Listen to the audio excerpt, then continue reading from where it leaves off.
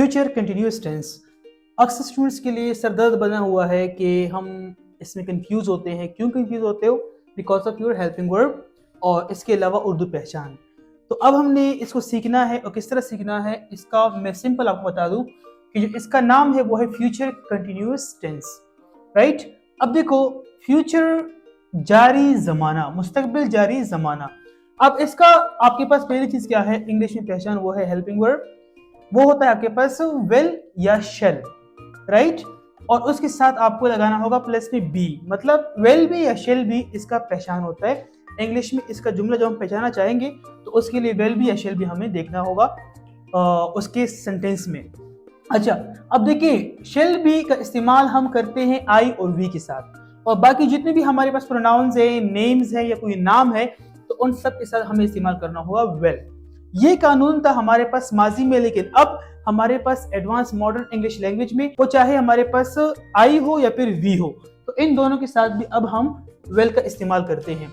ठीक है, मतलब ये हुआ कि अब जो शेल का कंसेप्ट है वो अब खत्म हो चुका है। लेकिन कभी कभार आपको कुछ ओल्ड बुक्स में मिलते हैं, तो आपने इसको इसलिए समझना है कि अब अगर आपको इस्तेमाल करना है तो आप यहाँ पे आई और वी के अलावा बाकी सब के साथ आपको वेल लगाना होता था, लेकिन अब आप वेल लगा सकते हो हर प्रोनाउन के साथ। नेम सिंगुलर हो प्लूरल हो तो आप उसके साथ भी वेल का इस्तेमाल करते हैं। अच्छा, अब देखिए हमारे पास इसका उर्दू पहचान होता है आपके पास। अगर उर्दू में आपको पहचानना है कि किस टेंस का जुमला है, अगर फ्यूचर कंटिन्यूअस टेंस का जुमला है तो उसके आखिर में आएगा रहा होगा, रही होगी, रहे होंगे और रहा होगा। ये इसका होता है पहचान।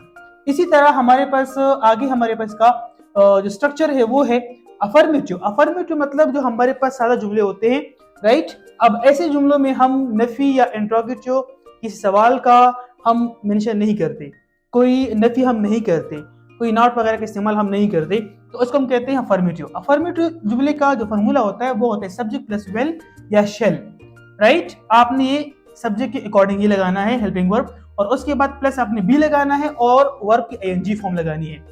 इसके बारे में मैंने बताया था आपको कि वर्ब की आईएनजी फॉर्म हम किस तरह बनाते हैं। अगर आपको वो जानना है तो आप विजिट भी कर सकते हो अकेडमी, और इसके साथ साथ मैं इसके ऊपर एक वीडियो बनाऊंगा आप लोगों को, ताकि वो भी आप लोगों को क्लियर हो जाए।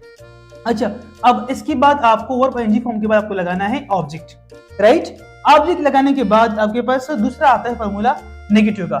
नेगेटिव में आपके पास जो है पहला है सब्जेक्ट, दूसरा है वेल या शेल, और उसके बाद आपको नॉट लगाना है। जो दूसरा आपका हेल्पिंग वर्ब आता है बी, तो आपने नॉट के बाद बी लगाना है। अक्सर स्टूडेंट्स दोनों हेल्पिंग वर्ब लगाते हैं फिर उसके बाद बी लगाते हैं, ये तरीका गलत है। इस तरह आपका फॉर्मूला जो है वो फिर गलत हो जाता है और आपका पूरा जुमला जो होता है उसका जो अंडरस्टैंडिंग लेवल होता है वो फिर वो नहीं रहता। तो आपने नॉट पहले हेल्पिंग वर्ब से लगाना होता है इंग्लिश में, और फिर उसके बाद आपने दूसरा हेल्पिंग वर्ब लगाना है, जैसे मैंने यहाँ पे लगाया है बी और verb ING form plus object. इसी तरह इंट्रोगेटिव में वेल या shall plus subject plus be plus verb ING form plus object. यहाँ पे इंट्रोगेटिव में आपने हेल्पिंग वर्ब का पहला हेल्पिंग वर्ब आगे लेकर आना है, उसके लास्ट में आपने लगाना है क्वेश्चन मार्क। तो ये हो गया आपके पास इंट्रोगेटिव सवालिया जुमला बनाने का फॉर्मूला फ्यूचर कंटिन्यूअस टेंस में। इसी तरह अगला हमारे पास आ रहा है नेगेटिव प्लस इंट्रोगेटिव, तो आपने इसको चेंज करना है वेल या shall plus subject, not plus वो be plus verb ING form plus object और क्वेश्चन मार्क। तो ये होता है नेगेटिव प्लस इंट्रोगेटिव का, क्योंकि यहाँ पे देखिए यहाँ पे इंट्रोगेटिव है, सवालिया है, और फिर यहाँ पे नॉट भी आया है, तो मतलब ये नेगेटिव भी है, तो इसलिए हम इसको कहते हैं नेगेटिव प्लस इंट्रोगेटिव। अब ये सारे जुमले जितने भी हैं यहाँ पे सारे के सारे अफर्मेटिव में है, तो आपने इन 7 सेंटेंसेस का प्रैक्टिस करना है और इसको आपने चेंज करना है इस स्ट्रक्चर में, अफर्मेटिव में। फिर उसी जुमले को आपने इस नेगेटिव में भी चेंज करना है और इंट्रोगेटिव में भी, और नेगेटिव प्लस इंट्रोगेटिव में भी। इस तरह यहाँ पे लिखा है मैं किताब पढ़ रहा हूँगा, राइट। आपने अगर इसको नेगेटिव बनाना है तो आपने क्या करना है, यहाँ पे मैं किताब नहीं पढ़ रहा हूँगा। अगर इसी को आपने बनाना है इंट्रोगेटिव तो आप इस तरह कह सकते हो कि वेल या शेल आपने उस पर लगाना है, और उर्दू में आपने कहना है क्या मैं किताब पढ़ रहा हूँगा। इस तरह जुमला आपका सवालिया हो गया। इसी तरह अगला हमारे पास आता है नेगेटिव प्लस इंट्रोगेटिव। अब अगर आपको ये बनाना है तो आप कह सकते हो क्या मैं किताब नहीं पढ़ रहा हूँगा। इस तरह आपके जुमले जो है वो आप बनाएंगे, और आपने बाकी तमाम तरीके बनाने हैं उर्दू में, और फिर उसको आपने बाद में इन सब में भी चेंज करना है। तो ये होता है आपके पास future continuous tense. I hope you have idea now after listening my lecture. इंशाल्लाह you will be improved with the passage of time. इसी तरह आप इसको समझ सकते हो। अब मुझे दीजिएगा इजाजत, अपना बहुत सारा ख्याल रखिएगा और मुझे अपनी दुआ में याद रखिएगा। खुदा हाफिज।